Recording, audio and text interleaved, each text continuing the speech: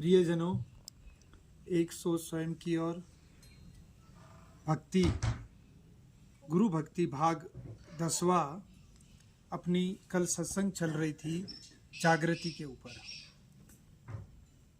गुरु का जीवन में अति आवश्यक क्यों है, ये बार बार इस बात पर हम चिंतन कर रहे हैं। गुरु का जीवन में अति आवश्यक इसलिए हुआ है क्योंकि जब हम अखंड थे और संकल्प के कारण अखंड से हम फिर इस विराटमय जगत में धारा के रूप में अलग हुए, और जैसे ही धारा को हम प्राप्त हुए, गति को प्राप्त हुए, तो हम त्रिगुणात्मक माया स्वरूप प्रगति को प्राप्त हो गए, जो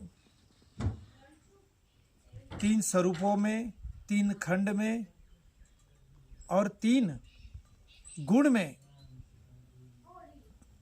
संपूर्ण विश्व में व्याप्त है।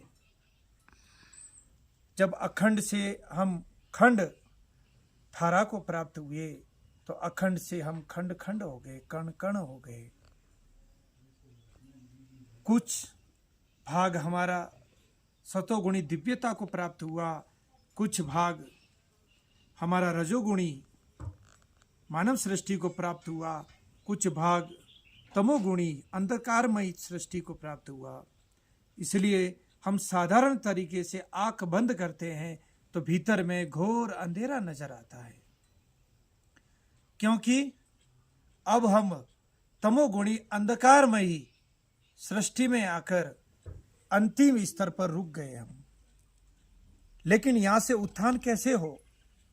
यहां से फिर रजोगुणी सृष्टि से होता हुआ सतोगुणी सृष्टि, और सतो से फिर अखंडता में स्थिरता पाना, स्थान पाना, अखंडता में स्थिर होना, ये रहस्य वही गुरु बता सकता है जो स्वयं में जागा हुआ होगा, जिसकी यात्रा तमोगुण से रजोगुण, रजोगुण से सतोगुण और फिर अविनाशी अखंड स्थिति में, परम स्थिति में जो स्थिर हुआ है, वही बता सकता है।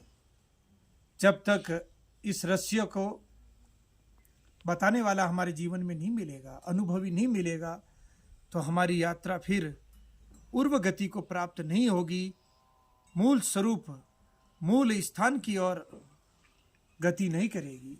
इसलिए जीवन में